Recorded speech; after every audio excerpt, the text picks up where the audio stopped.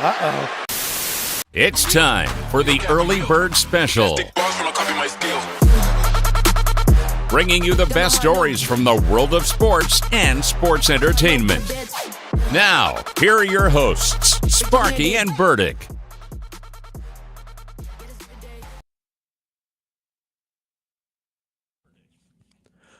Well, good morning, Bakersfield and surrounding communities and everybody watching online on YouTube.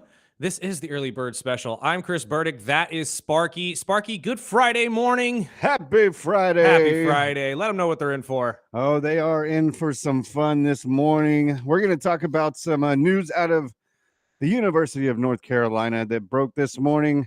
We got some recap on the Pickens trade, some miscellaneous NFL news. We'll try to talk about that boring-ass game last night. And preview some games for this weekend as soon as, and we might even call our moms. It is Mother's Day weekend. We were talking about potentially getting them on the video stream too, but I think it would just been too difficult to kind of put together this early.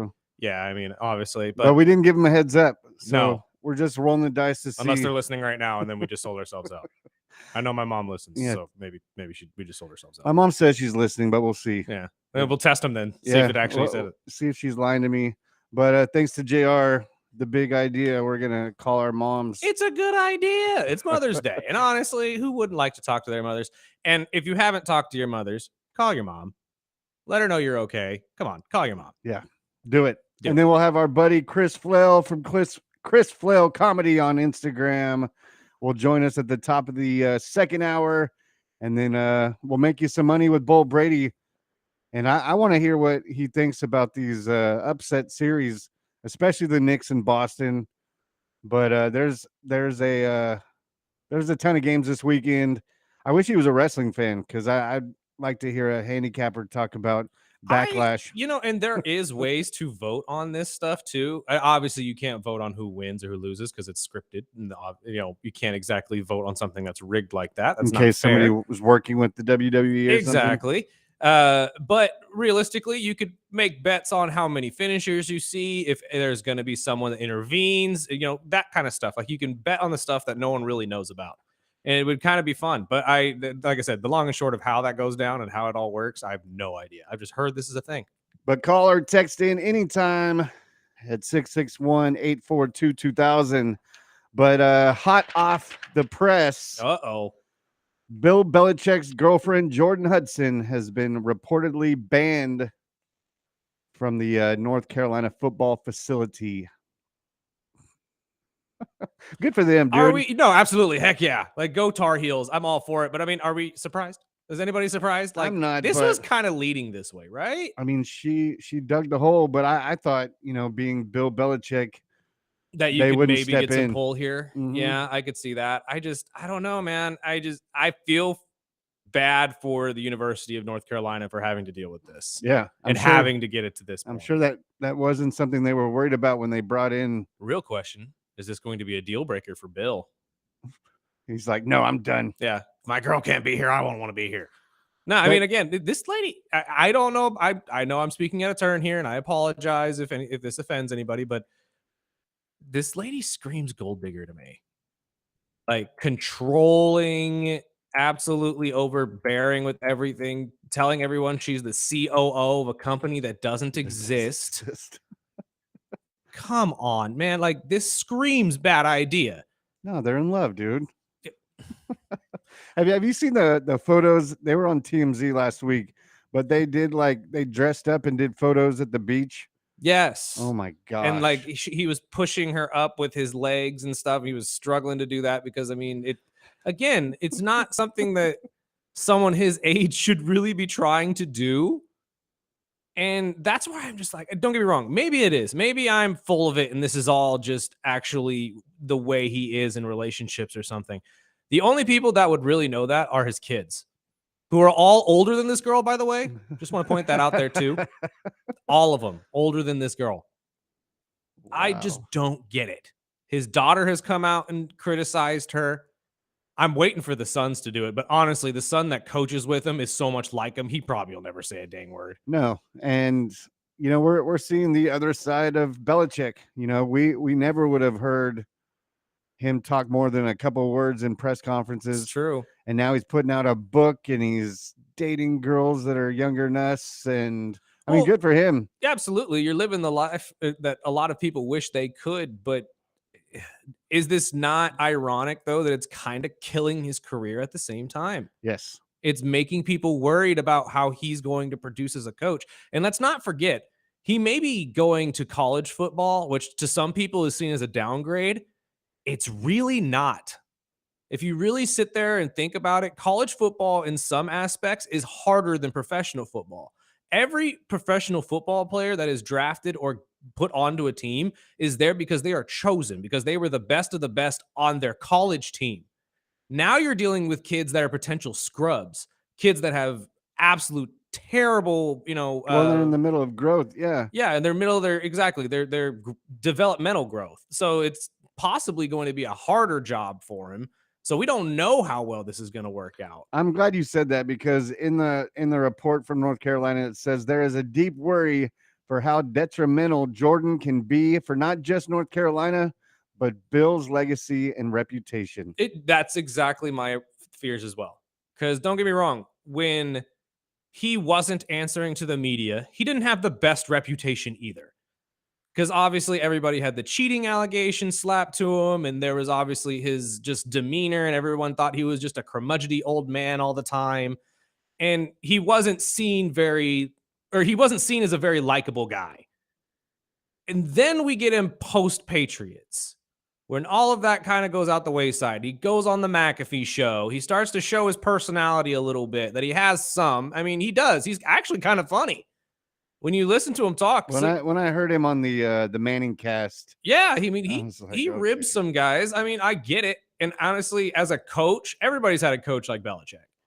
They had no nonsense, like, hey, what are you doing? Like, you're messing up the entire thing because you want to go and gallivant and do your thing. Now all we're seeing him as is this rose-colored glasses idiot that's letting his girlfriend run his life. And that's terrible. That's not what we want Bill Belichick to be known for. No, I mean, I didn't like the guy in the first place. So well, you're a Miami Dolphins. This is comedy to me. Understandable. But other news out of former NFL tight end Kevin Ware, 41, was sentenced to 30 years in prison after pleading guilty to murdering his girlfriend. And I read more into it. She was 29. She disappeared after a party in Houston in 2021. And her remains were discovered 8 months later, with evidence showing that she had been cut, beaten, strangled, and her body buried. Oh, good. So yeah, it gets dark. But he was already in jail for unrelated weapons and drug charges. So it looks like he's going to be there for a while. The end of it too. Exactly. This is the terrible side of a lot of this stuff. That, again, we're talking about people who are ruining their reputations and whatnot. This happens far too often. I mean, we just talked about Byron Scott and all the other ones. What was the Sharp and I mean, the sexual assault charges, the R word I'm not going to drop on the air right now because YouTube will ban us. But it's like every day is a Wild Thing story. I know. And that's honestly, we made the Wild Thing Wednesday thing as kind of a fun thing for once a week, that we could just pool all these stories and say, okay, let's just have a fun day where we kind of make everybody say, wow, that's crazy. I can't believe that's happening right now. These are not the Wild Thing stories that we were hoping to have to share with people. And it's not weekly. It's almost daily now. Well, almost pretty dang much is daily. Like I mean, if you really want to get into the entertainment side of this, because we do cover that too. Smokey Robinson was just slapped with this. I mean, you saw the P. Diddy allegations that are more and more is coming out about that. His entire emotional thing in his courtroom the other day that everyone keeps talking about. This world is getting absolutely bonkers right now. And I mean, obviously it's been going on for a while. But do you think the internet and the social media just makes it just thrown in our face every day? Yes, that's more of what it is. It's not that these things are happening more often. It's that we are just seeing it. You know what I mean? Like back in the day, unless you lived in Hollywood, you didn't hear really about a Hollywood bigwig. Yeah, it'd be the Hollywood busted. Gossip that like unless you lived in that city, you really didn't know what was going on in that city. Now with the internet, everybody knows what's going on everywhere at every point in time, and everyone can chime in and give their opinion about it. And that's kind of the problem. Well, to move on away from those sad stories. I mean, we could talk Belichick all day. That's just, Jeez Louise. I feel for the guy. I do. But at this point, rose-colored glasses are killing your career, brother. Look for the blue, not for the red. I mean, just throwing it out there, do you think he gets canned before even the season starts? No. Because this, I mean, he's probably one story away. Honestly, no, I don't think so. Although I know the University of North Carolina was very worried that his focus wasn't going to be on football coming into the season, especially with the book coming out. Well, you know, she's not going to just sit there quiet when she finds out she was banned. We're going to hear about this all day on Twitter, all day, or X, or whatever. When's the live reality show start? Exactly. And it's like, I don't know. Again, I think the one that really needs to sit down with Bill and have this conversation is not only Lombardi at University of North Carolina, his general manager, who's also one of his closest compatriots and working relationships, but I think his kids need to sit him down too and say, look, Dad, like, if you want to keep doing football, you need to stop with this stuff. If you don't want to keep doing football and you would rather be on television, then go run around with your girlfriend. Because that's essentially where this is headed. Yeah, pick a side. Yeah. Pick a lifestyle. Exactly. Because if you don't, your career in general is going to be destroyed. Because last thing that he needs is to go into this first year with North Carolina and go, I don't know, 0-10, 0-8, whatever, the first 8 games of the season, and they look awful. And then all you hear is, well, if he wasn't so busy with his book tours and all of this stuff that he would actually be able to coach a football team. Then that really tarnishes your entire ideal, or at least your entire legacy as a coach, and it's over after that. And I mean, did you see the? I know there's been some crazy stuff going on over in Pittsburgh. Not only the Pickens stuff, but other than football. Oh, we talking baseball? I mean, can I get into this? We talked about the fan that fell. Luckily, the fan's alive. He's alive and talking, and apparently just has back pain from what he says. No, this kid's in a lot of trouble. And from what Sparky's referring to is, and I talked to him before this, I was hoping we would get to this, but I didn't know if it was going to be until the end of the show. So baseball fans will know exactly where I'm going with this. I'm a big baseball guy and follow the season throughout. It doesn't matter. I'm a Phillies fan. So when the Pittsburgh Pirates, a pseudo rival of the Phillies, gets thrown into the news, it's actually a lot of fun. I love Paul Skeens, though, just throwing that out there in the first place. However, I don't know what's going on in Pittsburgh this year. I mean, we talked about the story at the beginning of the season with the Roberto Clemente thing where they covered that up for an ad.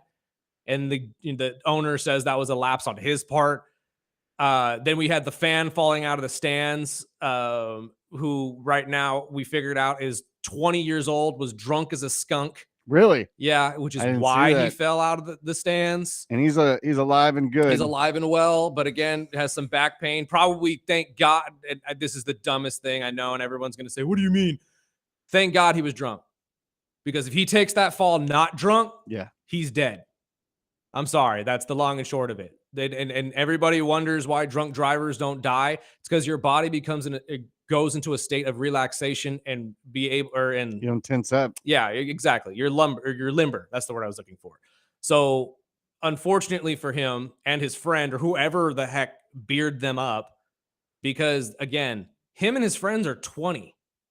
He's a college football player at a local college over there in Pittsburgh. He's a star, one of their star players. He's a linebacker, apparently. And shouldn't even be able to buy alcohol? No, I didn't even realize how old he was. I'd read the story that he was identified by his high school athletic director because of his tattoos on his shoulder. And he was like, oh, I know exactly who that is. I hope he's okay. And at that point, I was like, oh, okay, this is just some former athlete that's, unfortunately took a fall. No, 20-year-old. So this kid's in trouble, and most likely the PNC Park will most likely hit it or take his laps for this too, for reliability purposes. However, the latest things that have been happening with the Pittsburgh Pirates was the video that went around, I believe, this past weekend of one of their workers actually physically assaulting a fan that was at a game, not because of any issue that the worker was having. Apparently, the fan was harassing another one of the line workers for the food vendors. and wouldn't leave her alone. So this guy stepped in, as any well-mannered man should, and stood up for the girl and took his belt off and started running around the stadium trying to hit him with it. I posted it on our Instagram We yesterday. did? That was hilarious. So we have that going on in Pittsburgh, plus this latest story now that they have just fired their coach, essentially their manager, and hopes that they could turn around this season, which has started abysmally. Pittsburgh baseball, the Bucky's got to be absolutely on fire right now. I don't know what's going on in Pittsburgh or what's in the water, but it is crazy. What do you guys think? Have you seen any of these stories with the Pittsburgh Pirates? Is this just usual Pittsburgh baseball to some of you? Because I know the Pirates have never been a really coveted franchise. They've always kind of been in the dirt. They've never been this kind of in the dirt, though. This is Cleveland Brown style dumpster fire. This is craziness. Like, we could have a whole wild thing Wednesday just based on the Pittsburgh Pirates alone. And that's saying something. And I mean, the joke is like Florida man and, all these. Now it's turned into Pittsburgh. The Pittsburgh guys. And just to bounce something off the security, there's a show that I found in the last week or so, just, shows that'll pop up after you watch something and says, you might like this. So this show is called Stadium Lockup.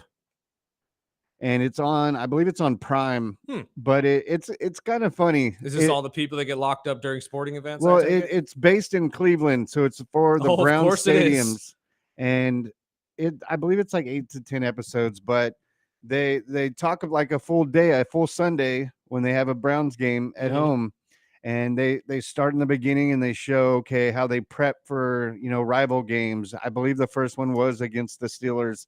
And they talk about how they get there, at 5 a.m, and I believe they played them. It was a Thursday night game, and Cleveland, the security was saying, we don't get a lot of primetime games, so expect the worst. And just going off of the security guy with the belt, or the drunk fan falling out of the stadium, or falling out of the outfield, there is some crazy stuff that happens every Sunday at every stadium. But it shows you the inside look of it. And they show, the 3 holding tanks that they have below ground, below the stadium.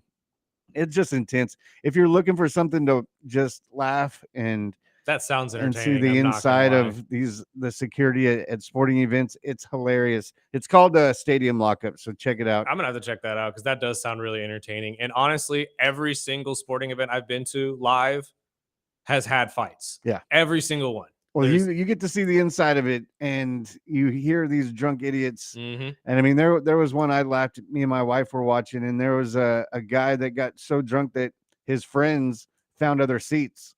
So this guy is like doop doop doop, and he couldn't find his seats, and he was groping women, and he's like one of the touchy-feely guy who was trying to hug up on the security guy. And there's some just funny stuff on streaming, but we'll keep it in Pittsburgh after this break because I want to get into this Pickens trade again, because now that he's talked to the media, and there was some reports out that teams were laughing at the fact that they were calling for a Pickens trade.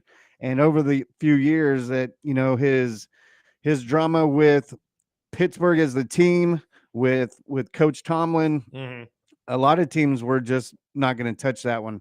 So we'll get into that and much more right here on the Early Bird Special, ESPN Bakersfield, 12:30 a.m. 101.1 FM.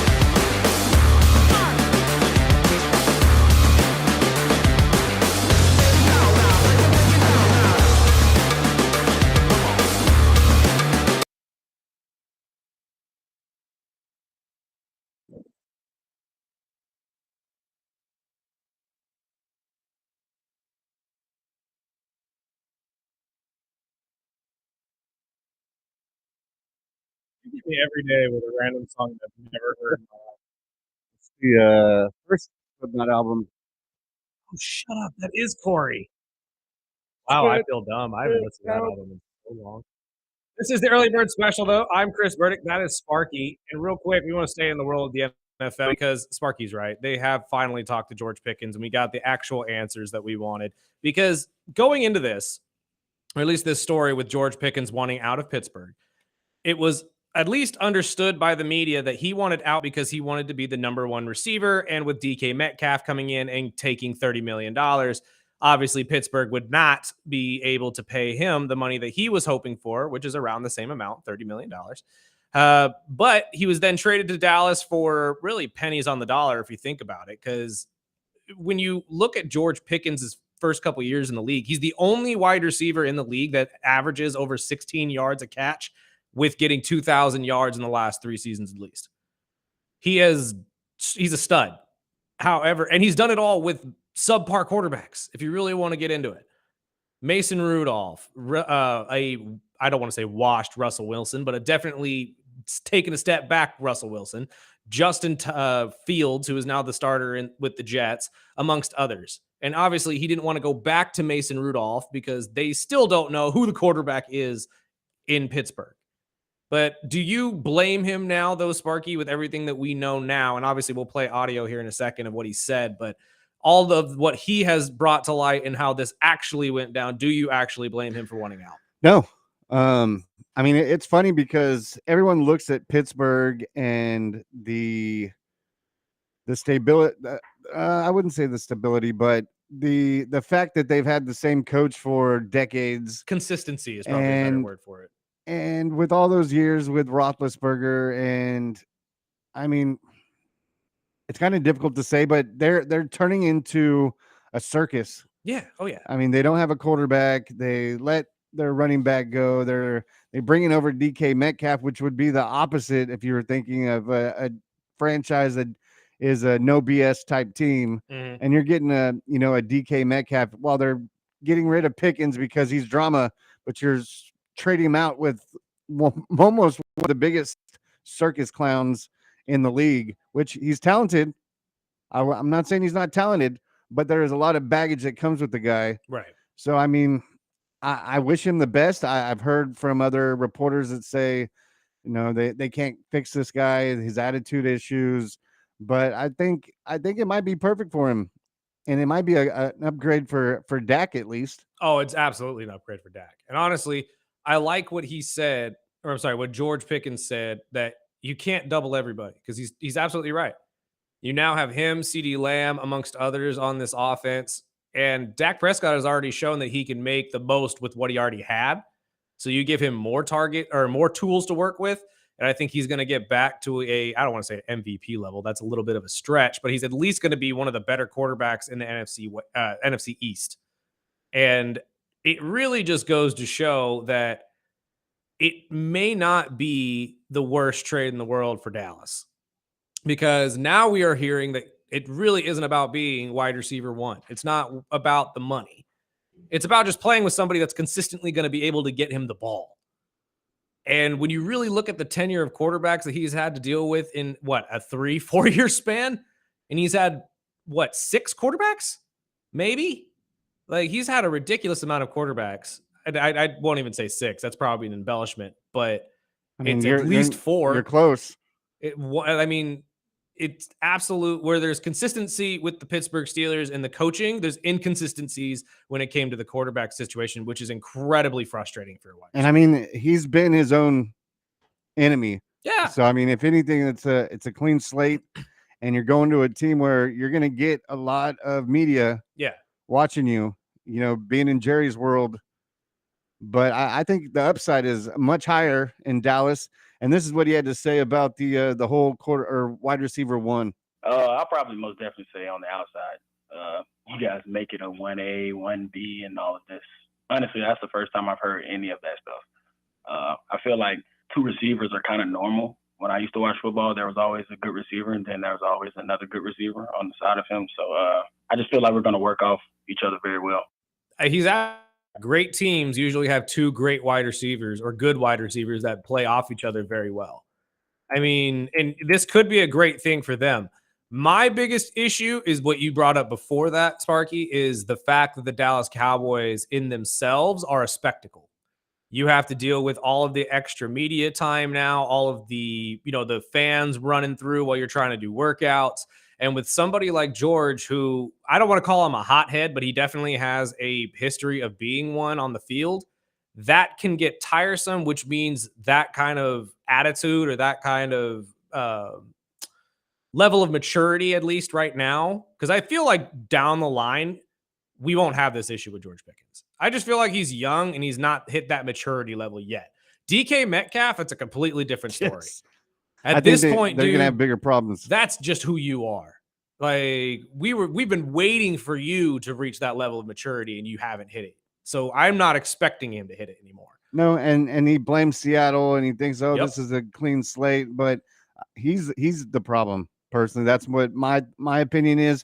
But when it goes back to Pickens, everyone has said he's got an attitude issue, he's got this and that, and Q Myers pretty much brought that up yesterday on every organization always feels like, oh, we could fix this guy. Oh, don't worry. We know the answer. And how many times does that not work? That goes to quarterbacks. That goes to players. That goes to a whole lot of situations. Oh, we have a good structure in place. Oh, we'll be able to take care of this guy. Oh, he's got a little bit of a problem off the field. No worries. We've got this set up. And guess what? More times than not, that doesn't work because Tigers don't change their stripes. I know there's really a free-for-all type feel around that organization. If there's any organization that needs strong culture builders and guys that can really police their own locker room, it would be that place. I don't think they have that. I feel like that this situation is probably more likely going to fail than succeed.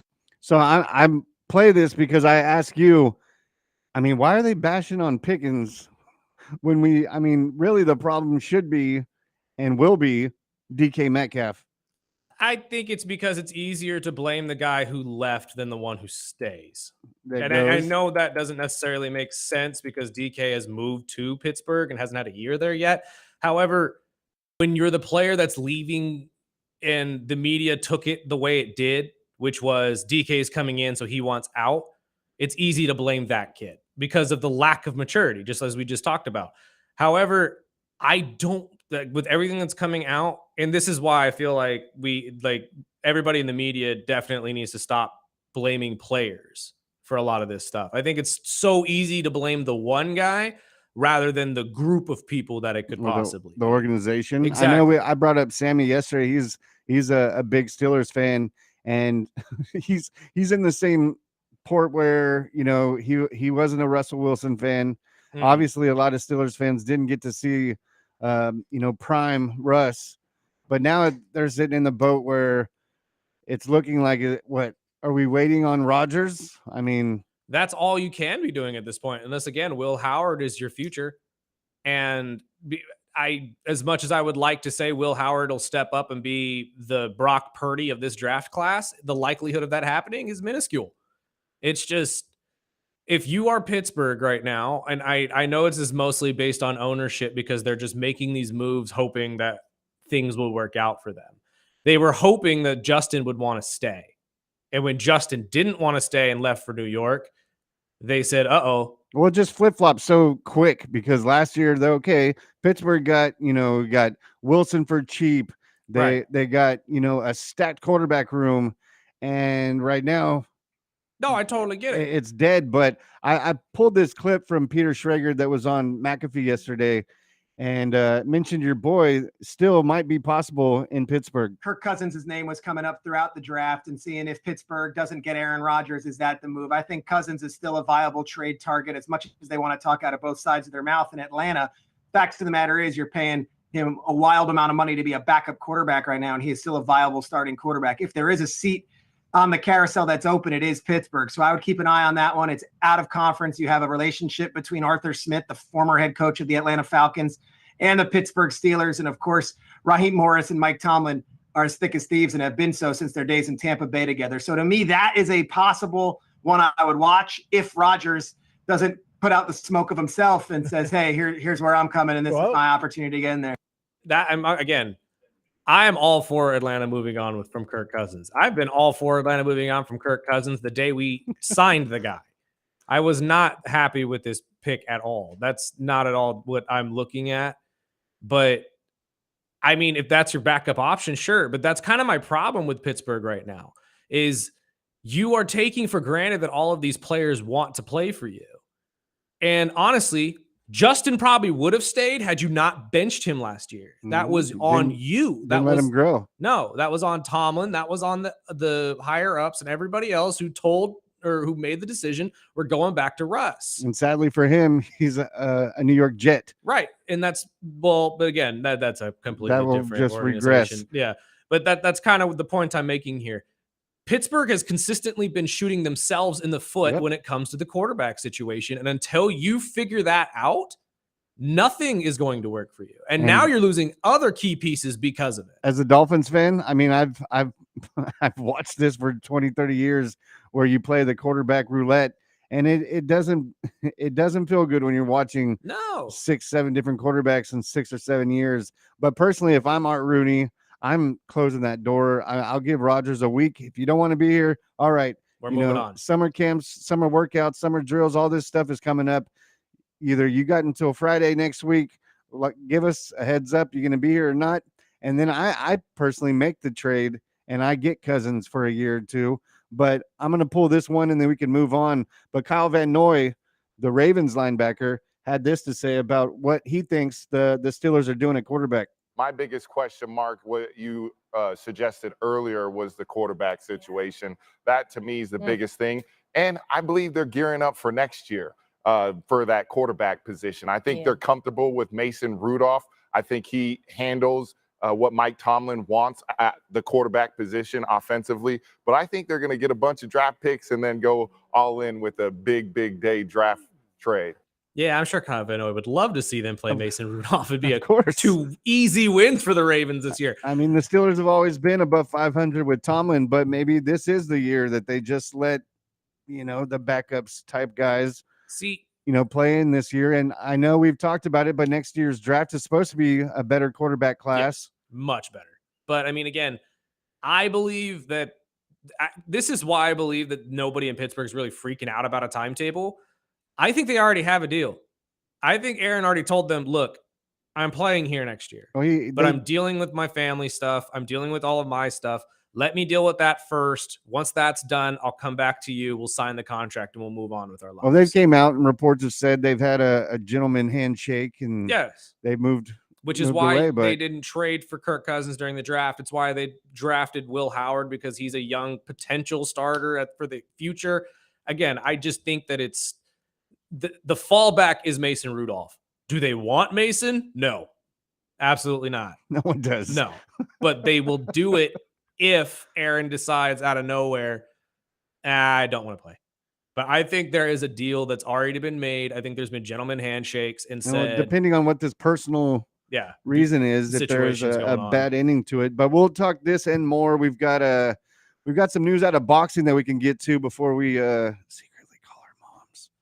Right here on the Early Bird Special, ESPN Bakersfield, 12:30 a.m. 101.1 FM.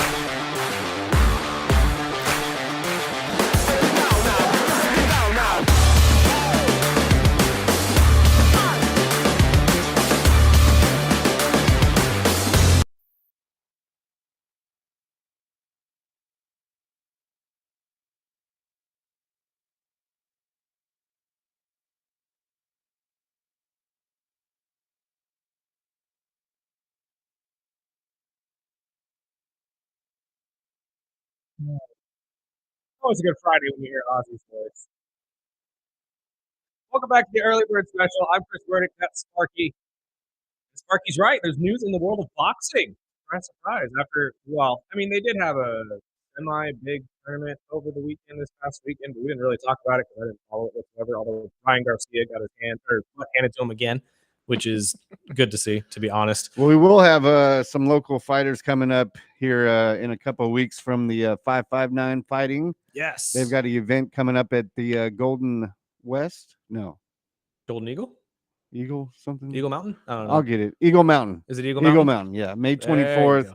We'll actually have a local fighter that's on. It was just announced yesterday that he'll be on the fight card, so he'll be joining us here in a couple of weeks. Cool. But back into boxing, Manny Pacquiao. Manny Pacquiao's back after a 4-year retirement.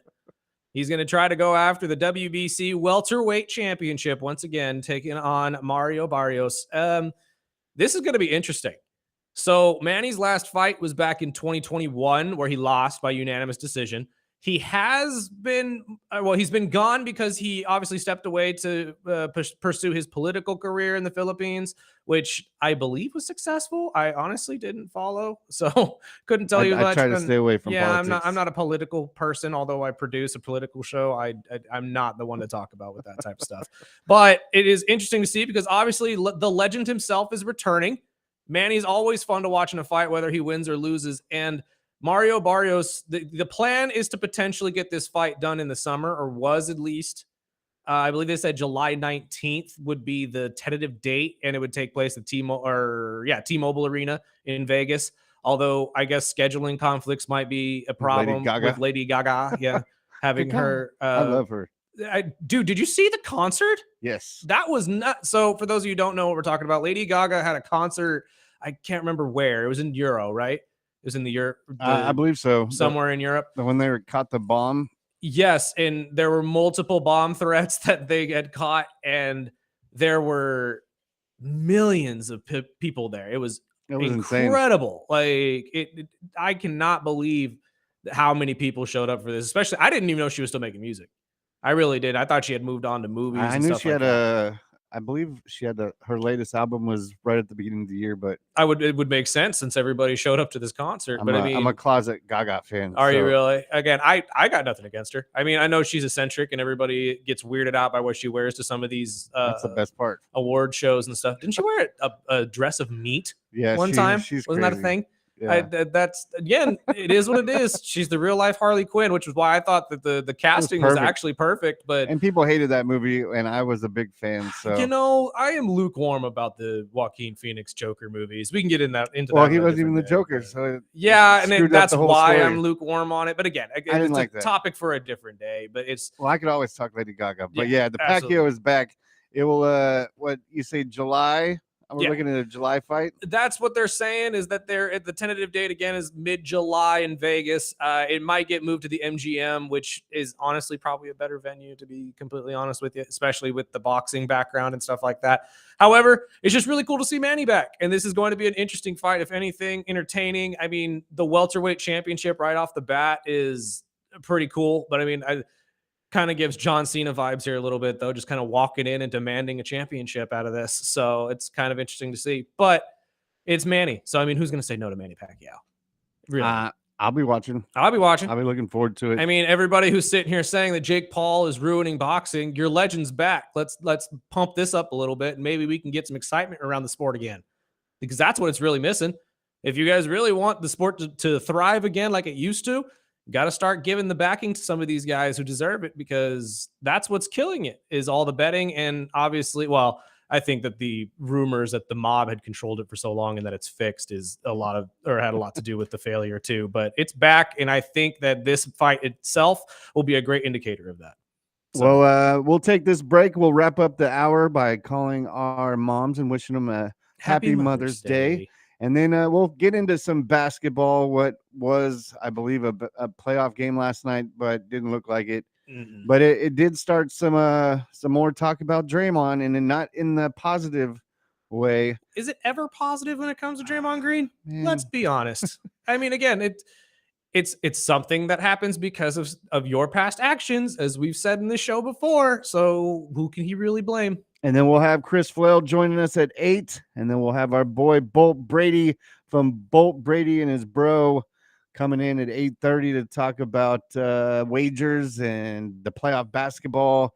Plus, we got a couple texts we can wrap up the hour with right here on ESPN Bakersfield, 12:30 a.m. 101.1 FM.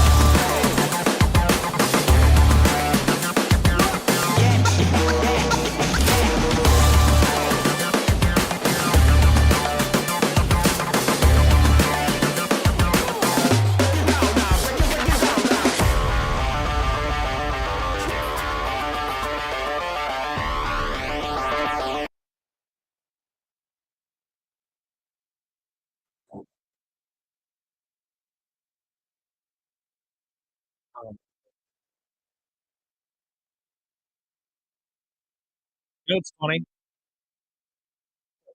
I hate this song. A lot of people do. I was I gonna play my mom and I always had a song together. Guns N' Roses, "Sweet Child of Mine." Nice. I wasn't gonna play that. I know, I get it. It'd The be only stuck in my reason head all morning. the reason I don't care for this song is if you went to Garces, you know exactly why. They play the hell out of it. Well, there was a tradition during Garces men's basketball games where we did essentially a haka that we created off of this song, and it got old really, really quick, to be honest with you, especially when you played for the team and you had to learn it and had to do it exactly right. And yeah, it was one of those things. But yes, let's call our mothers. It is Mother's Day weekend. So if you haven't called your mama, call your mama. Make some plans. Do something with your mom this weekend. It's Mother's Day. If there's one day out of the year besides her birthday that you should be hanging out and talking to your mama, it's Mother's Day. If my mom answers. See? Right away. Dang. I knew it. Dang, Mama Nicholas. She doesn't answer. All right, well, let's try my mama, because I mean, I know my mom's already listening, because she texted me earlier and said, thanks for the morning. And I said, oh, God, here we go. So this is my mother, Tamara Opie, who is a huge part of my life and one of the biggest supporters of my career and everything going forward. So let's see if she picks up. Hopefully she does. If not, this is going to be a failed Mother's Day. Failures. Hello? Is she there? Can't tell. Just stopped ringing. Yeah, I know. AGM, hold on. I know. Really, did our phone line go down again? Oh, Lord. Of course, when we try to do something fun. Early bird special. Morning. Good morning. Sorry, I'm driving. My car sent it to voicemail. Well, good morning, Mom. I love you. I love you. Happy Mother's Day. And keep it clean. We're on the radio. Yes, no cussing, please. I wouldn't do that. Well, I hope you have an incredible weekend. I will see you on Sunday. We'll be up in the Wofford Heights area, but we'll be back Sunday, and your gift arrived today. So we'll come see you, and I hope you have a wonderful weekend, and I love you, Mom. I love you, baby boy. You made my whole weekend. Have a good day, Mom. Bye-bye, guys. Well, that's great. My mom said she hit the wrong button, so that's why we couldn't hear her. So that's who she just texted me right now. So hopefully she's either calling back or we'll call her real quick. I was gonna say, let's not put my mama's phone number out there like that. But again, yes, it is Mother's Day weekend, so go plan something with your mom. I personally will be going to the movies with my mother this weekend, as we tend to do with our entire family of 50. We're such a big family. It's crazy. But we have fun. That's all that matters. Hello. Hello. Hello. Hi, Mom. You're on the radio. Don't cuss, please. Hi, Christopher. I just wanted to call and say happy Mother's Day and how much I love you and appreciate all that you do for us and everything that you do for me and your support of me in my career and everything. I know it hasn't been easy working in the radio and whatnot and watching your son struggle in a lot of the things that he does, but I very much appreciate and love you for that, and happy Mother's Day. Oh, thank you. That was very sweet of you. I will see you this weekend and we'll go see Thunderbolts. Okay, sounds perfect. Ooh, Thunderbolts. Right. Well, happy Mother's Day. What is one of the craziest things that I might not know about Chris? I didn't get a question to your mom. Rude. Oh, maybe we'll have a discussion about that another Off the air. Okay. Well, happy Mother's Day. I hope you guys enjoy your movie night, and just happy Mother's Day. Well, thank you. I appreciate that. Thanks for the phone call. All right. Love you, Mama. We'll talk to you soon. Love you too. All right. Bye. Christopher. Oh, dude, I got that. Like, I'm glad she just didn't give y'all the nickname they used to call me when I was younger, because I still have not heard the end of that from ex-girlfriends and friends and whatnot. That's what I was nervous too, because my mom has a. See, I didn't even want to ask a question here, but I was going to do the same thing. How rude. Gosh dang it. I should have done the same thing. Real quick before we end off this hour, though, do we got any text messages? Oh, we do. We do. And you can text into the show anytime at 661-842-2000. The first one says, good morning, guys. Who you taking in basketball tonight? And if you want to throw out your hockey picks, I'll be writing them down. So we'll start with the first game, Cleveland and the Pacers. Do the Pacers go up 3-0? No. I have to ride with my team here. It is a must win for Cleveland. I hope they come out and pop them back in the mouth and take both of these games in Indiana. I'm going to go with Cleveland tonight. Whether that happens in game 4, though, I am not. Which is Sunday, right? Yes, should be Sunday. So I think I'm going to go with the Cavs tonight, especially because I read that there is a good chance that all 3 players will be back. Yes. Which but we'll get to in a little bit. I think the Pacers will take one from home. So I And think they go Cleveland back. still sits as a 3.5-point favorite tonight for betting. So Really? I'm very curious to see what Bolt will have to say about these two games. Me too. Especially with the second game, because the Thunder get absolutely demolishing the Nuggets last game really shows me that the Nuggets might, again, ceiling same, floors vastly different. So I'm going to go with the Thunder here tonight to take the lead in this series and make a statement. It will not be by 50 points again, but I think that this time Joker will show up a little bit more since they'll be at home, and it's going to be a much harder game going forward for them. But I do like the Thunder. I think Denver takes it tonight. But it'll be a tough one. It is in Denver, right? It is in Denver tonight. Yeah, game 3. So, and then we've got over in hockey, game 3, the Panthers, Maple Leafs. Toronto's up 2-0. I know everybody's high on the Leafs right now because they want to see a Stanley in Canada. But hell no, it's staying in America. We're going Florida. Kachuk is the guy. I love watching this guy play, man. Him and his brother are so much fun. Like it's really the hockey family of America too. Get behind the Kachuk family. They're awesome. And then to wrap it up, game 2, Stars at the Jets. Stars up a game.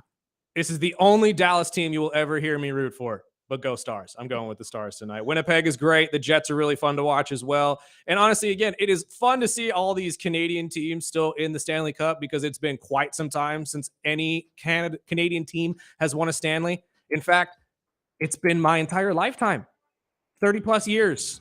So it would be cool to see, but I'm going with the Stars. I'm sticking with it. And also in the Saturday games, I like the Capitals to take out the Hurricane in game 3 and Edmonton to take out the Knights also. So We'll those keep are my it picks. tuned in. We've got Chris Flell, local comedian, joining us. We'll talk a little sports, and I want to see what he thinks about not only hockey, but Backlash. I know he's a wrestling guy too. Yeah, we got to get to that too because that's over the weekend as well. We will be right back right after this. This is the Early Bird Special on ESPN Bakersfield.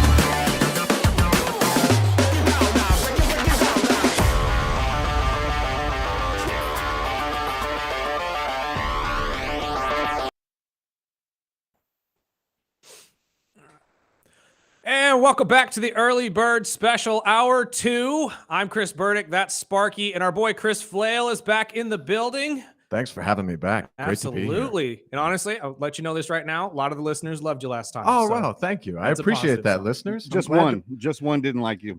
Just one didn't like you. Yeah. And that was me. That was very myself. vociferously said, who the hell is this guy? I got to tell you, this is the best show I do. Normally I'm on, podcasts where me and other comedians whine about audiences, right? Callbacks, and I get to talk about basketball and wrestling. This is my dream. Right? Yeah. That's what we've been saying. We had Anthony on yesterday, and he was talking about how he bombed earlier this week. And so we asked him, like, what was the joke? And of course, it was a foot fetish joke. I'm like, of course that's gonna bomb. That's probably the most family-friendly joke he right? has too. No, but before we get into sports, I was gonna ask you, because I like to hear from comedians on the stage of bombing. Oh yeah. And is it? I mean, I'm sure you've done it a few times. I mean, how do you bounce off that? I mean, if you obviously comedians will do like the open mics or just go in and test out some new stuff before a big show.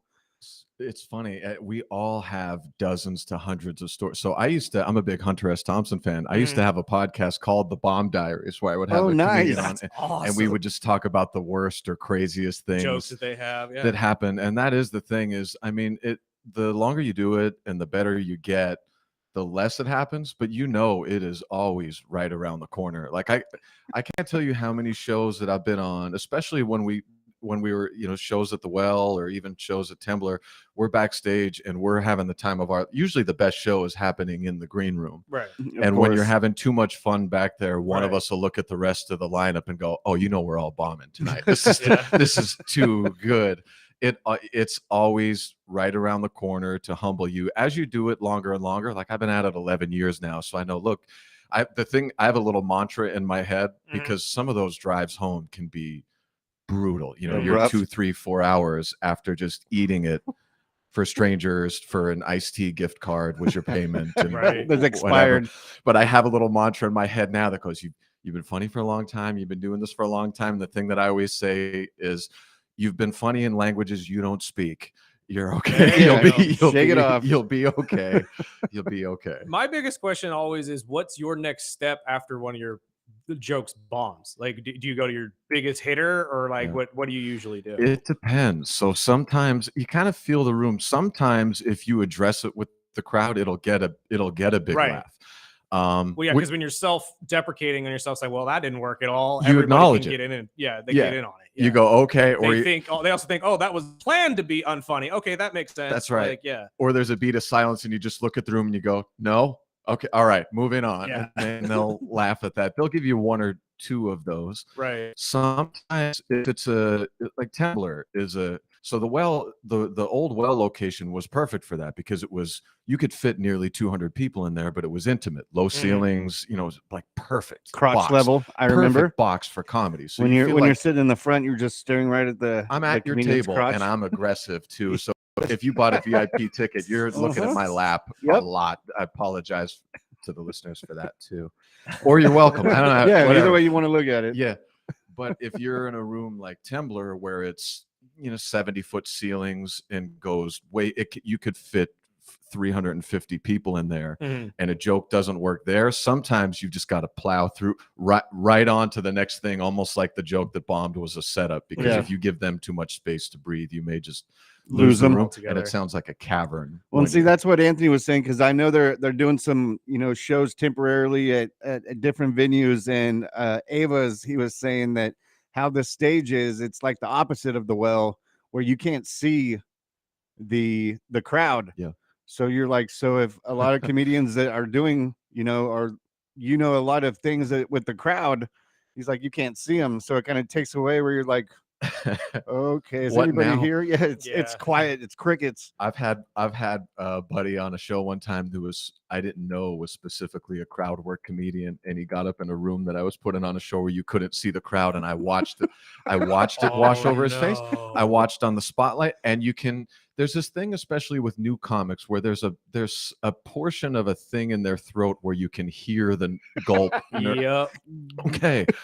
Oh, okay. All righty. That would be tough, man. Yeah. So what do you want to start out with? You want to do basketball, wrestling? Well, we might as well talk basketball since we previewed our games. And I know but Burdick's going to come at me for my old man tendencies here. So Look, let's man, do it. Let's do it. Your old man tendencies have obviously been the winner in the last couple games, so I can't complain. I mean, the 3-pointer has absolutely abandoned the Celtics, the Cavaliers, and the Timberwolves all. So I don't know. What are your thoughts on all these upsets happening? It feels like it's Clash of Titans, 3-point shooting teams versus foul baiting teams. And that's like worlds collide with the Celtics right now. And so far, the foul baiting is winning, but I'm curious to see. I'm sure they'll catch on as the series go on. But what I don't understand is why the sabermetrics part of basketball hasn't gone to when you have a 20-point lead. I understand mathematically a 3-point shot is more efficient than a 2-point shot. Right.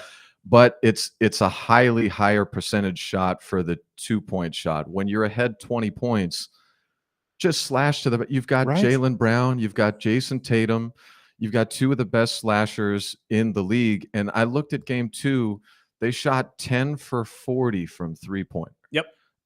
They're 25 for 100 in the series. But where basketball in is games. In two games, where 100 basketball is now. three-pointers. So they shot 36% total from the game, and they should have won. So it was a 1-possession game, but if you watched it, they missed 2 out of every 3 shots they took. Enjoy the game. Yeah, there was like 10 minutes in the fourth quarter they didn't score. Yeah, it's exciting and it what are looks we good on watching? paper, but it's painful. Yeah, and I'm anti-Boston for anything, so I was rooting on the Knicks, which as a Bulls fan is tough to say, but it was nice at the end. And when I got home, I was like, okay, it's in the third quarter. They were down by 20. I was like, just cut it down to single digits. It's a game. And sure enough, and I don't know if it's the Knicks defense or, I mean, they can't come in and go down 20 and think, okay, well, we can do this. We've done it. Right. I mean, that's not a game plan. But it might be now. They've done it twice. You don't let Now a they're team sitting go there up by thinking 20 they can do it whenever they want. Well, and I think if this keeps up, I think the league is going to have a problem in 2 or 3 or 4 years that we won't realize now, because at least in my old man opinion, what I'm watching is not good. It's not 48 minutes of good basketball. No. It's about 30 minutes of one team taking turns making a lot of shots and the other team playing terrible basketball. You know, it was a 2-point game, but it wasn't 1 2-point game. It was 2 20-point blowouts that you watched. Right. That's tough for me to wrap my head around. And as a fan, it's not entertaining until the last 5 minutes of the game. Right. Yeah. And I mean, even with game 1, if it wasn't into overtime, it was a snore fest. And as a Celtics, I mean, a championship type team, I mean, how do you look at a coach like that and be like, what is your game plan, dude? Right. Like, I'm watching these players when you're up by 20 and you're rushing down to shoot a ridiculous 3-pointer instead of playing offense and taking a high successful shot. It's just difficult to watch. You know what it is? It's much like football. It's a copycat league across the board, and everybody's trying to mimic what the Warriors had a couple years ago. And I said this on the show the other day. When you have shooters like Steph and Clay, who are generational shooters, it makes it look easy and it makes it look like everybody can mimic that. And you can't. There's no way you can mimic that, no matter how good Jason and Jaylen are. They're not the shooters that Clay and Steph were. You could shoot 50 to 100 3-pointers all you want, but you're not going to hit it 40% like they did because you don't have that kind of firepower. So it's a flawed concept, in my opinion. It got them a championship last year, though, so I guess I can't say it's that flawed. Yeah. But when everybody is trying to jump on the same bandwagon, I kind of agree with you that it's just the one thing that it changes is now no lead is safe. That's right. No matter how much you have, or unless you're up by 30 to 40, it doesn't matter anymore. Even last night, I was watching the Warriors Timberwolves game, and just wondering when is it going to happen? When's it going to happen? Even with on us? Minnesota up, 20-some in the fourth quarter, Jimmy Butler seems apprehensive to Anthony to still shoot. looked like crap too. He didn't shoot well at all. Jimmy looked awful. Like the game itself was really. That was horrible. But you're right. Even still, I was like, well, 7 minutes left. This could get interesting. I mean, from the last 6-7 games we've seen, that's exactly what we've been getting used to. So. I don't know. I agree with you in the sense that it's bad for teams because not everybody can shoot this way. And it's bad for fans. I mean, Yeah. it's not entertaining. It's not the playoff ball Right. that we're. Well, unless we're- you're a fan of the team that's doing the comeback, obviously. Sure. Well, none of us are. So. No. I mean, even we'll go right into your Cavs. I mean, they're Oh, down Lordy. 2. They'll be in Indianapolis.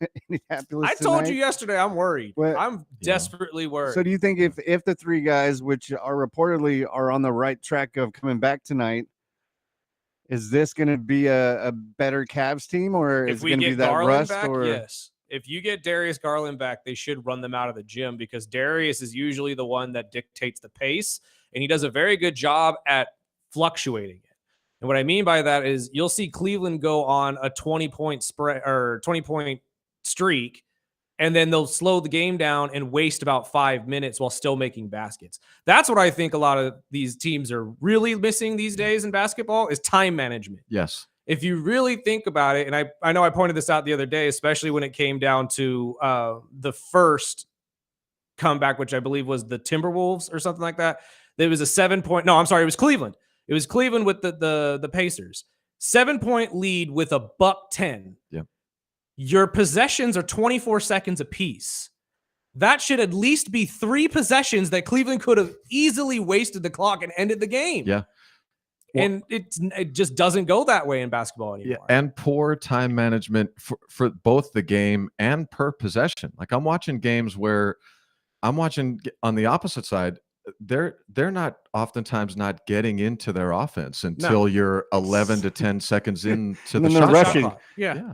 they're rushing 3 or 4 seconds, and you see some stupid shot that they would probably Right. shoot anyway because I don't see the old school. Maybe I'm the old man now because I'm used to the old, triangle and running plays, and I don't see it. Yeah.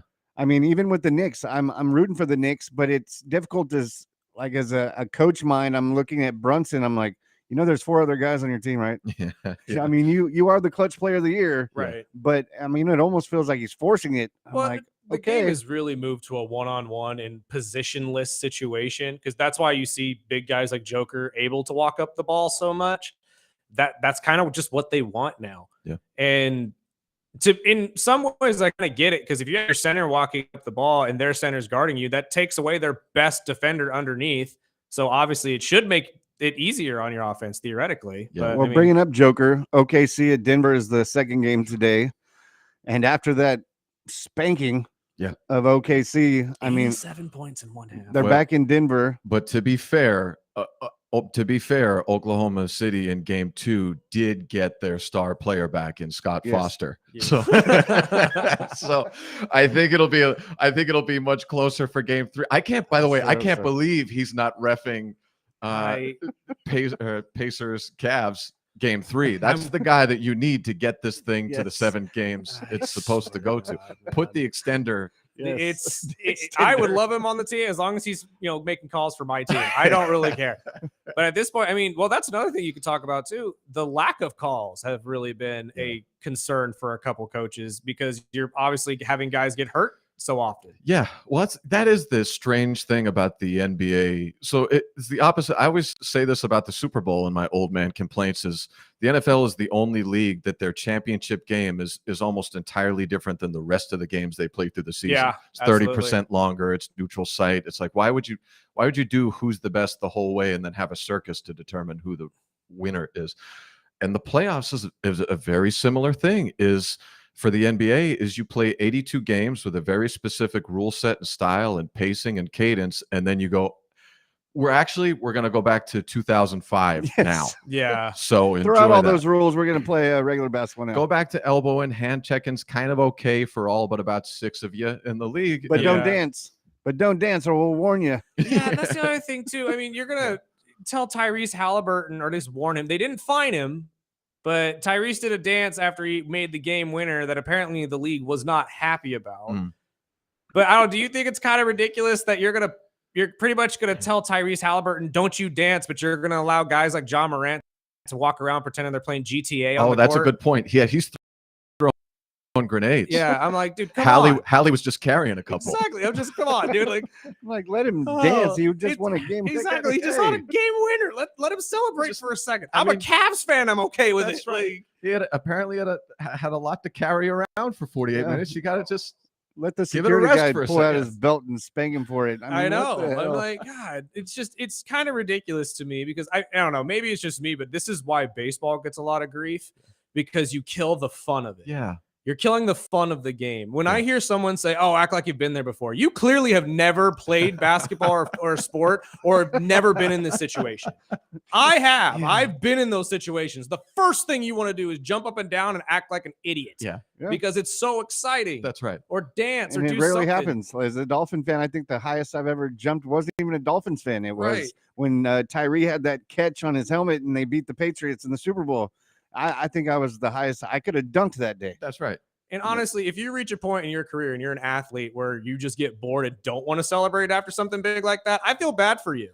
The game is clearly not the same for you anymore. That's what they need. They need the perspective. If you could just Neuralink take a vacation and feel what it's like into the body of a professional athlete and just walk around with that for a day. Like I have no idea what it's like to be a high-level athlete, but I know what it's like to dunk a basketball. And when I finally dunked a basketball, I ruined my back. Yeah, I ruined my back. You never realize how hard the rim is until you actually hit it with for the your hand, remainder of my life. I broke a fingernail that would never heal because for the next 3 months I just blew out my body. All I did was by dunking. the way, when I say dunk, I mean finger roll and grab the rim. That's what I mean. By that. But it counts. White boy dunking. That's what we're calling this. It counts in most school parks. I want to hear your comments with the last series with the T-Wolves and Golden State. Do you think Golden State extends this and hope that Curry comes back by game 6, or are they done? I don't know. Playoff Jimmy is my guy. Like Me he's too. my guy, but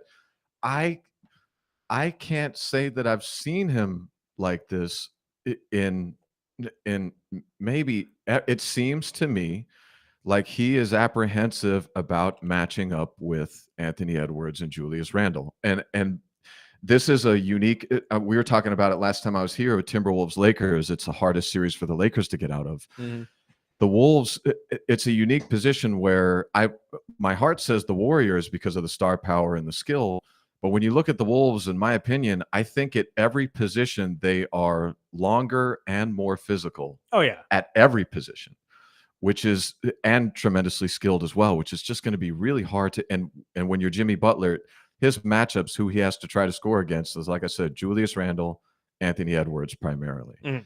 That's a tough one to get through, and it just seems like the backup dancers cannot get their own shot. No, and then Draymond starting crap and getting his 5th or 6th tech of the playoffs. I don't care what that man says. He could sit there and say that the league is victimizing him all he wants, making him the angry black man was his word. He's the modern day Dennis. He really is. No. He's the modern day Dennis Rodman. No, Rodman was more talented, and that's not what I mean. Team. I'm not saying in play. I'm saying in attitude. Yeah.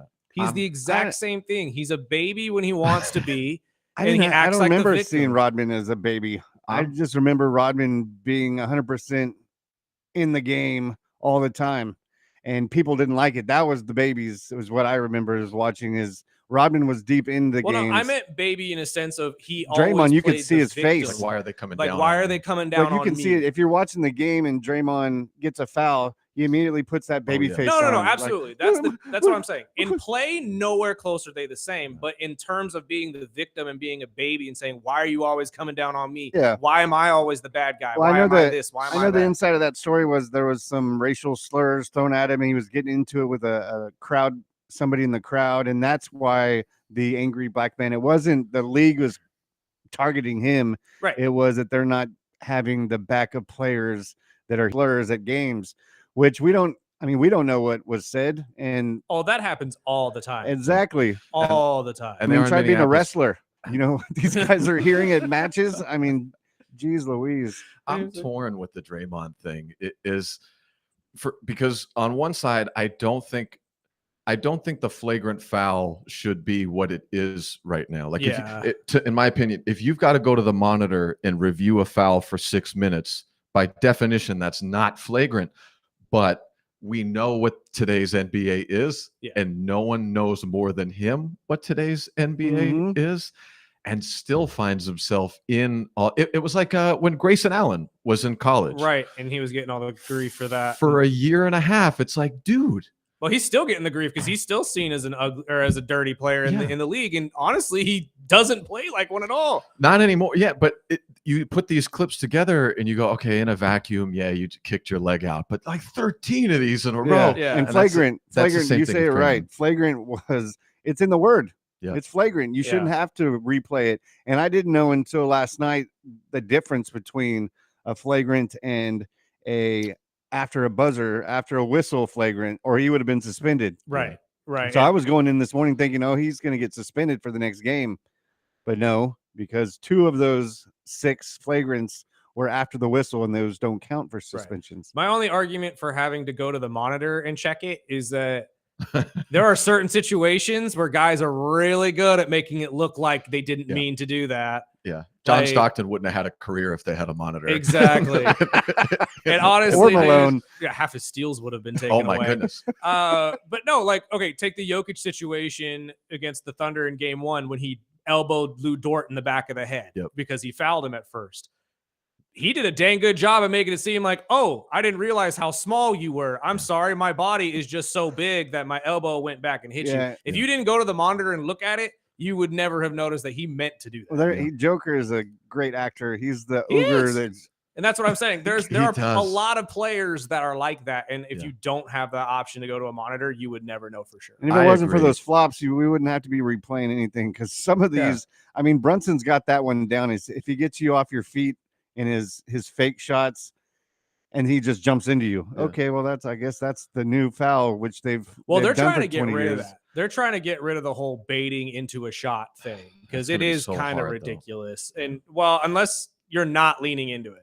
Right. If you just go up again, like right where you're standing, like the Tim Hardaway situation in the first series, that should have been called. That's okay. But if you're going to lean into it like Paul Pierce used to do all the time, no, that's ridiculous. Well, and it'll be easier in 2 or 3 or 4 years if the face of your league is an Anthony Edwards that doesn't do it. Right now, the face of the league flops, and so you can't. It's going to be hard to hard to crack down. You can all thank Anderson Varejao for that. By the way, you should take the flop rule with him. And who's the guy on the Washington Wizards with the neck tattoos? 3-point spot up 3-point shooter that used to just clothesline LeBron for 2 or 3 years. That was that's the guy who did it. Oh my gosh, I know exactly what you're talking about. It's not Larry Hughes, because Larry Hughes. It's not Larry Hughes. It was. It's definitely not Larry Hughes. No, but I know exactly what you're talking about. Stevenson.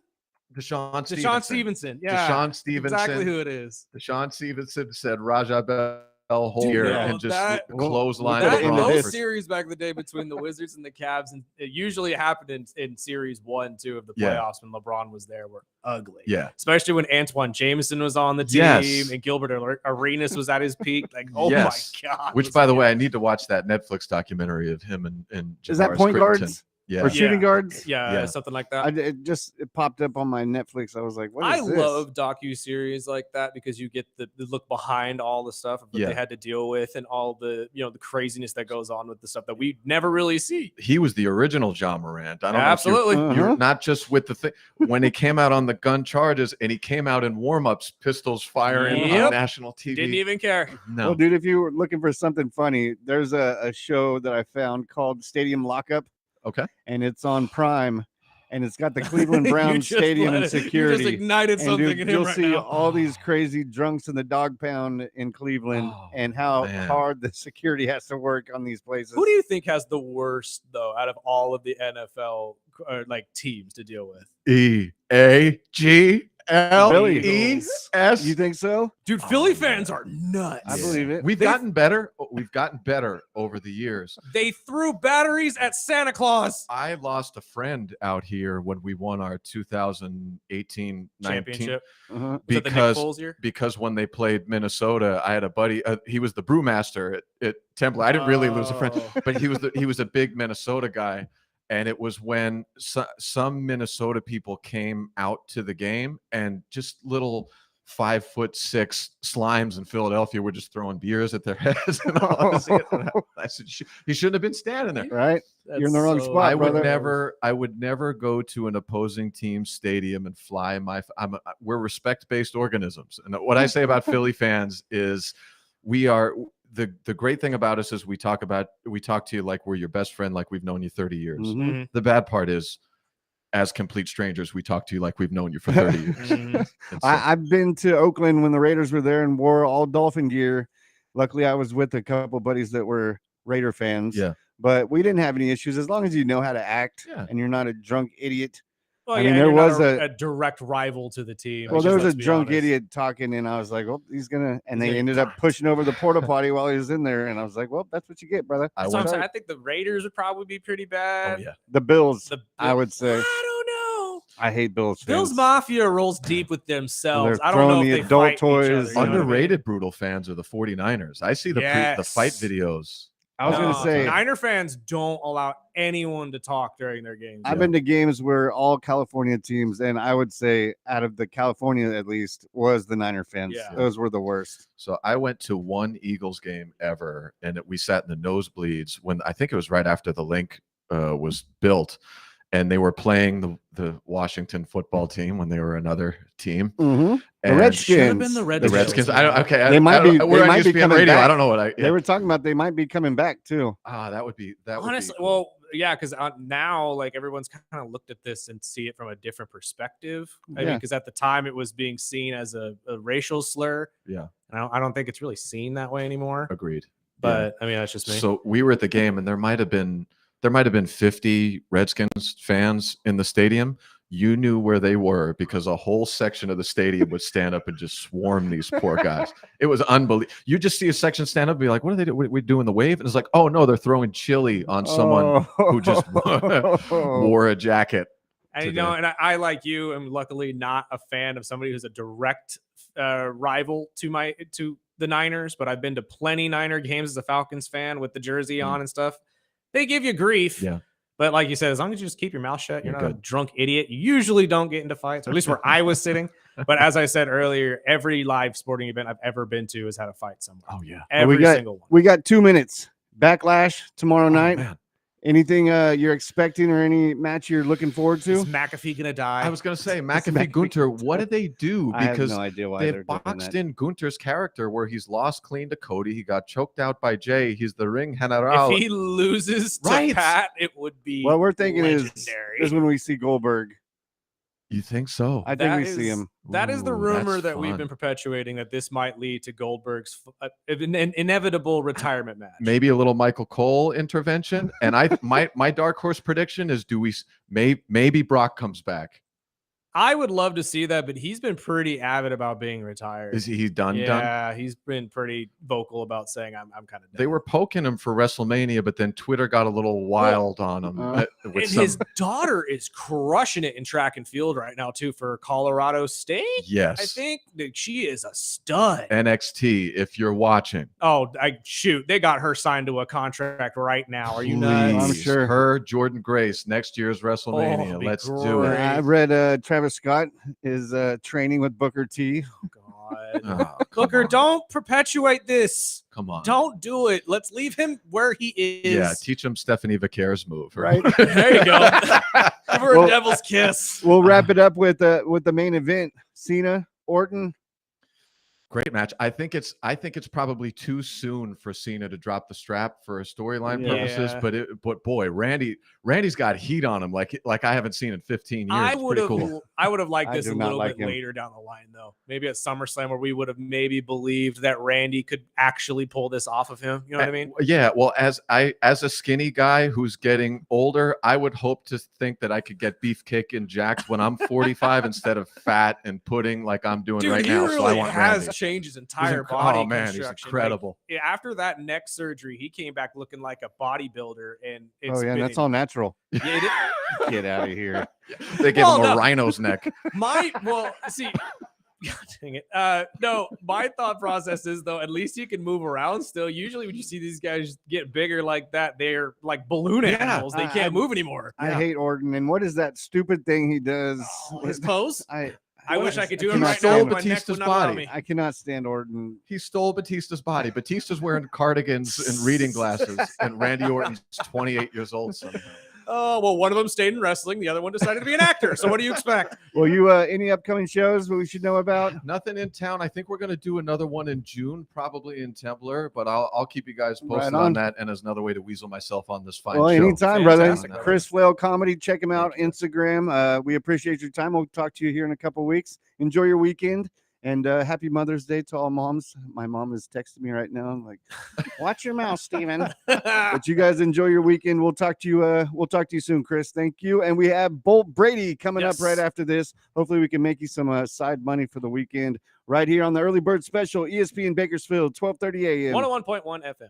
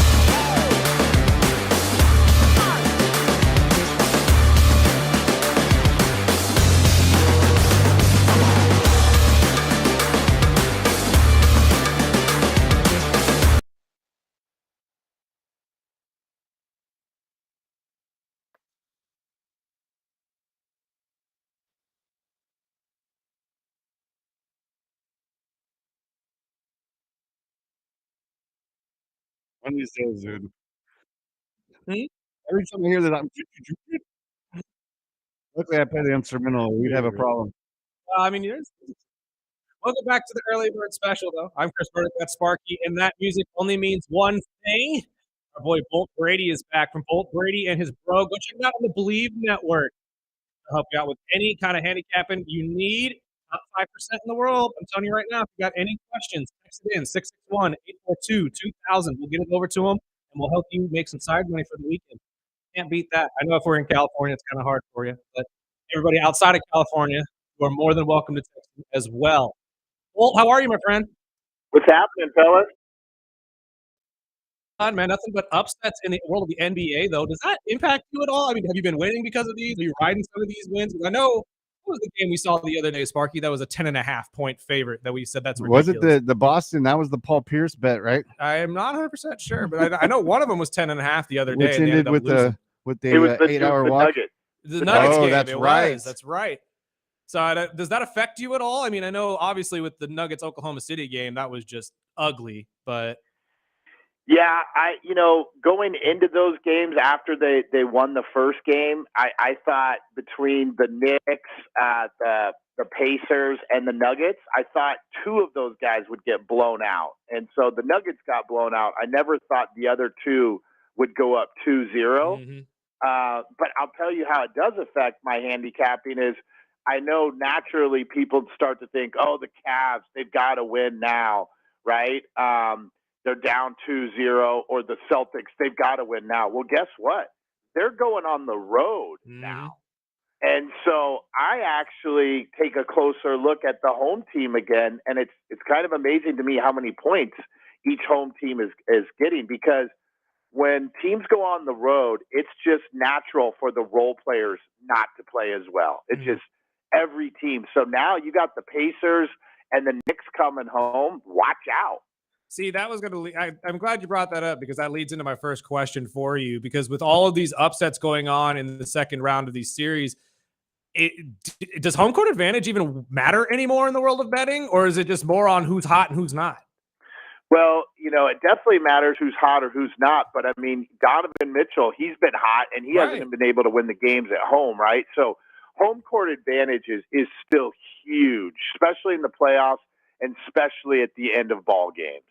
See, and that's what I always thought too. But I mean, I'm a Cavaliers fan, so I've been watching these games, and well, granted, there were multiple calls that should have been called in the last minute, but we'll leave that at the door. And at this point, I don't know. Do you agree with me that some of these teams just need better time management situations? Because I mean, Cleveland had a 7-8 point lead with 1 minute and 10 seconds left. That should be 2 or 3 possessions, right? Oh, absolutely. I mean, the meltdowns that some of these teams have had, the Knicks in both games have been up by 20 at certain points. Yeah, it's ridiculous. And sometimes the coaches aren't taking timeouts when they should do. So I definitely think there's some errors. So what do you got tonight and tomorrow? I know Cleveland still sits as a 3.5 point favorite, even though they're going on the road. But from what you said, it sounds like you may be riding with the Pacers. Well, I need to check out the injury report. I just recently looked at it, and there's still no word on it. I mean, when you're dealing with a broken toe and like a dislocated finger, those are things that you can't really push through, especially the broken toe. I've had one of those. They're brutal. So, especially if those guys don't come back, I'm thinking the Pacers for sure. That one's kind of on hold a little bit. But, yeah, I like the Nuggets plus the 5.5 as well. I mean, we've got to remember that this Thunder team is young, and now they're going on the road in the playoffs into elevation, and you're playing, arguably the best player in the world. Give me the Nuggets plus the 5.5. And then how do you feel about tomorrow's games? Boston sits as a 5.5 point favorite, and so does Minnesota. Right. So with the Knicks, I mean, talk about getting disrespected here. They go into the Garden and they win both games, and now because it's supposedly a quote-unquote have to win this game for the Celtics, they're giving them 5.5. I'll take the Knicks too. Me too. Yeah, and we got a message regarding that and said, how the hell are the Knicks not favored when they're up 2 games? And you can say the same thing with the Cavs. Well, that's a good question. I mean, technically, when you're rating these teams, the Celtics are rated a lot higher. They take into consideration their field goal percentage and their record over the season. And so I agree with this caller that it's definitely too many points. Especially when they're shooting, what was it, 25 for 100 at the 3-point line in this series? Still stupid. It Yeah, is crazy. 25, Stupid yeah, stuff. 25 for 100, and now it's supposed to get better when you go on the road. I mean, In the Garden, no less. Switch. Right. I know we've talked about it. I mean, a lot of in the past, anyways, with the Madison Square Garden. That's when you usually get the best of both teams because it's a big venue, a big game. But I mean, my question is, I'm a diehard basketball fan, and it just seems weird of a team that's going up 20 and then still not having the higher percentage shots, and they're still continuing to shoot threes. And I'm like, what? Why are you getting away from why you're up 20? And they just like lay it down and let them come back in the game, which is just makes me scratch my head. Oh, I know. Well, the Celtics, what they do is they get up a lot of times, and then they just start playing around. They start doing passes behind the back and trying to do alley-oops, and they just let the team get back into the ball game. Absolutely. And that's what's going to end up getting them kicked out of the playoffs, in my opinion, because if you're going to the Garden down 2-0, I don't know a lot of teams that'll bounce back. But bringing up that everybody usually has their best games in the Garden, does that impact you in maybe picking a player in some of your handicappings rather than just the team itself? Like maybe you bet that Tatum goes off for 40 points tonight or tomorrow? Well, using Tatum as an example, I mean, he's shooting 29% from the field right now. Okay. And to put that in perspective, good players shoot 45 to 47%. So, and he's 5 for 25 from 3-ball land. So I definitely don't think he's just going to turn it on now. And I think the Celtics are in trouble. Like I said, they couldn't even ball when they're at home, and now they're going into New York. Good luck with that. Absolutely. And that kind of sets up the perfect question, because the other message we had is said, I think we see playoff Jimmy now, and I'm all in on Golden State Saturday. I didn't look at the waiver or the odds now, but I think Golden State comes out with the chip this weekend. Wow. Well, I'm going to have to disagree there. Yes, It's much. It's hard to win when you're Superman, and once Jimmy came over, Batman had Robin. But now that Steph's out, I hate to say it. I mean, that's their leader, and I think they're going to crash and burn here. You might get one, good effort out of them, because the crowd at Chase Center, I give them a lot of respect, and they can always fire up the players. But how many times has Steph saved the team just in these playoffs alone, chucking up half quarters that are going in? Without him, it's going to be trouble. Absolutely. As we saw last night, I mean, it looked like a totally different team without him. Even defensively, they don't look the same, which is weird to say. Actually. Yeah, he's bailed them out so many times. It's unbelievable. Just hitting those shots from like 30 feet. It's amazing. With him out, I mean, it has to take the wind out of the sails. I'm sorry. You might get a good effort for them, and maybe they play a good game this one, but when they play, I believe on Sunday again, I think it's going to be a problem. I would lean with the Timberwolves here. Yeah, I'm hoping that they at least pull out one, and hopefully with everything goes right and Curry gets back before the season wraps up. But if they lose another one this weekend, and I believe the game 3 or 4 is Monday, so I mean they're going to have to pull out one at least to get Curry back in. But it's tough. That game was horrible last night. Yeah, it's when you have a hamstring issue, unfortunately it's not a pain tolerance thing. Like when Jimmy landed on his tailbone, that's kind of more of a pain tolerance thing. Right. When you pull a muscle or strain a muscle, I've had that too, and it just sucks. You can't do anything about it except just rest it. Right, and just hope it heals over time and goes the way you want it to. I got one golf question for you before we let you go. Okay. So I was going to have all my golf info for you next week, but shoot. I know we'll talk about that next week as well. But Truist Championship is obviously going on this weekend. Ricky Fowler, somebody that I have been a fan of for quite some time, is actually in the running for something. Does he have a chance? So I love Ricky's personality. He's great for the game. He seems like a good guy. But typically when these guys fall off the map, they fall off the map for a reason. And, usually it's because they're not concentrating on their games anymore. If you notice, a lot of these guys, when they start getting into relationships, their game goes downhill. And so to answer your question, I doubt it. Dang it. I'm just looking at the leaderboards, and he's actually at the top. And I was just really hoping we actually get a Ricky win for once. It has been quite some time since I've seen him in the winner board. So, but yes, we'll talk plenty more golf with you next week. Thank you once again for your time, my friend, and we will talk to you next time. All right, take care, fellas. Thank you. We'll take a break real quick, pay some bills. You listen to the Early Bird Special on 101.1 FM, 1230 AM, ESPN Bakersfield. And don't forget, check us out on Instagram, Facebook, TikTok, and YouTube at the Early Bird Special. We'll be right back.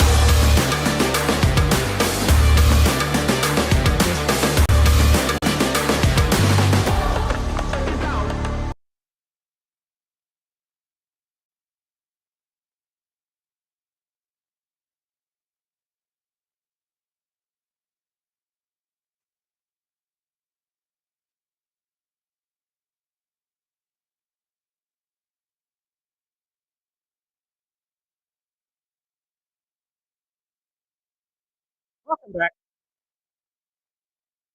Final segment of the early bird special of the week. Appreciate you guys joining us, sticking around. Once again, it's Mother's Day weekend. Go hang out with your mom. Call her. Be nice.